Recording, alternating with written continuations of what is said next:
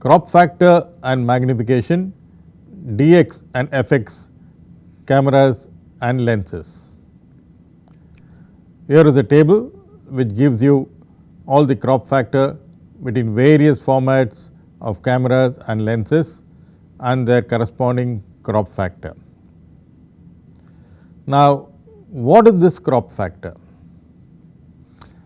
We will study it through a few examples. I have taken a photograph of these glass tumblers, both with a FX and a DX camera. For the first photograph, on the left is my FX camera with a 24 mm lens, and on the right I have used the same 24 mm lens on a DX camera. What do you notice? You notice that when I am shooting with the DX camera, my 24 mm lens becomes a 35 or a 36 mm lens, because the crop factor is 1.5. So, what you have to do is multiply 24 into 1.5. That is the focal length you get for the DX camera. The focal length of 24 mm in a FX camera becomes a lens of a focal length of around 36 mm in a DX camera. That is why you have the edges cropped off. If you see the first picture, you have a lot of gap at the edges after the last tumbler is there on the left and right, after the last glass tumbler is there on the left and the right, but in the DX thing that has got cropped. This is the crop factor which we are talking about. The images with the DX camera has got cropped off when you compare it with the image taken with the FX camera with a lens of the same focal length or the same lens. So, a 24 mm lens in a FX camera becomes a 35 or a 36 mm lens in a DX camera. This is what again we say is a crop factor, the crop factor of 1.5. Now, I am going to shoot the same thing with a 35 mm lens on the FX camera and the same 35 mm lens on the DX camera. Now, you see the crop factor, it is very clear. In fact, there is an enlargement of the image also, there is an enlargement of the image, because a 35 mm lens on the DX camera works out to around 50 mm, whereas the 35 mm on a FX camera remains as a 35 mm. So, it is a 50. So, you are comparing now a 35 mm lens with a 50 mm lens. So, that again is a crop. As you see, again a lot of these things have got cropped off.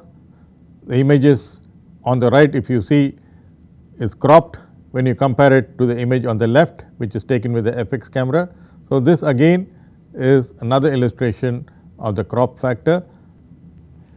We will now shift to the 50 mm lens, FX camera on the left and the DX on the right. Both the photographs taken from the same spot, that is the same camera to subject distance. If you compare the DX image, it is cropped. Here you find 1, 2, 3, 4 glasses, there you find only 3.5 glasses. Glasses are cut. So, that is the crop factor. Now, a 50 mm lens in a FX camera behaves like a 50 mm lens, but whereas the 50 mm lens in the DX camera, because the crop factor is 1.5, becomes a 75 mm lens. So, it is a telephoto lens. So, for the DX camera, the same 50 mm lens which was a normal lens for the FX camera becomes one telephoto lens when you fit it on a DX camera. And there is also an enlargement, because if you see the images are considerably enlarged in the FX camera than in the DX. It is enlarged because it is behaves like a telephoto lens. Now, let us go a little more closer. This is with the 85 mm lens. 85 mm lens with the FX camera and the 85 mm lens, the same 85 mm lens from the same spot, from the same angle using a DX camera. The enlargement is also very clearly seen here.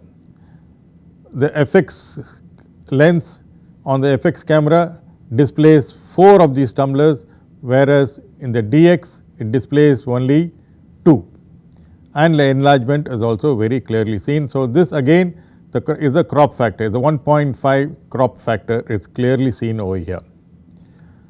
We still move closer, we move on to 120 mm on the FX camera, and we shoot with the same lens from the same spot with the same focal length on a DX camera, and you see the crop factor here. Not even 2 of the tumblers are visible here, and you could see the enlargement also, because 120 mm on a FX camera remains at 120 mm, whereas the same 120 mm on a DX camera becomes around 180 mm. So, this is a crop factor which people are talking about. Most of you would be having the DX cameras, which has got the crop factor of around 1.4 to 1.6 depending upon the manufacturer. So, this is the crop factor which people are talking about. Now, what are the advantages of using a crop factor camera or a full frame camera? I would say in terms of image quality, the full frame camera is definitely better.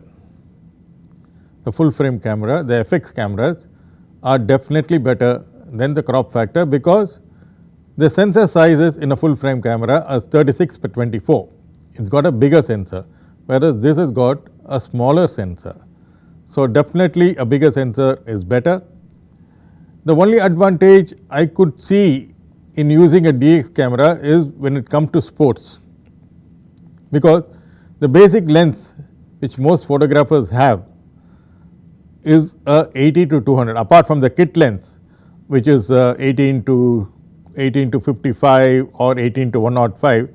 The other lens which they would have, if they have the money, if they can afford it, they would have the 70 to 200 2.8, which costs around 1,60,000 rupees.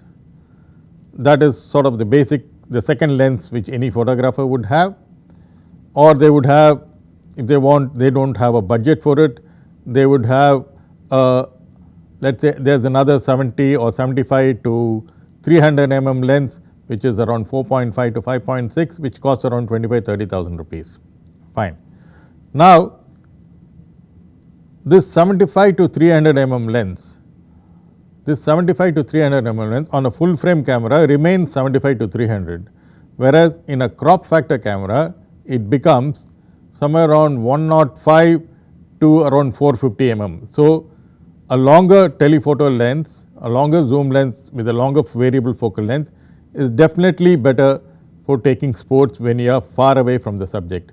So, in sports photography, the crop factor camera or the DX camera certainly can help, especially when you are covering cricket matches. When you have a 300 mm lens, which most people will have a 300 mm lens, a 300 mm lens will become a 450 mm lens in a DX camera, which would get you very close to the action, because you are very far away, you are sitting outside the boundary line. So, you got to have at least a 400 or 450 mm lens to get close to the action. So, a DX camera would help in sports where you have to use long lenses when you are far away from the action, or for bird photography again. For bird photography, DX camera certainly comes in very handy, because for bird photography you need very long focal length, you need focal length of 400 to 600 mm to get even half your frame filled with a bird, because bird is a very small subject and you are also very far away. So, a crop sensor camera is very advantageous when you are shooting sports like cricket and bird photography.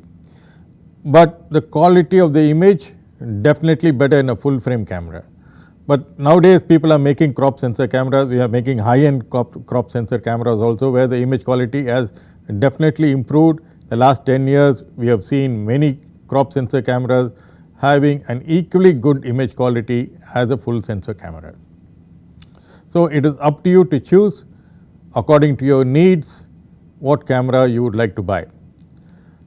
Regarding prices, a full frame camera is definitely more expensive than a crop sensor camera, a full frame camera, but again it depends upon the range, because there are crop sensor cameras at the entry level and there are crop sensor cameras at the professional level also.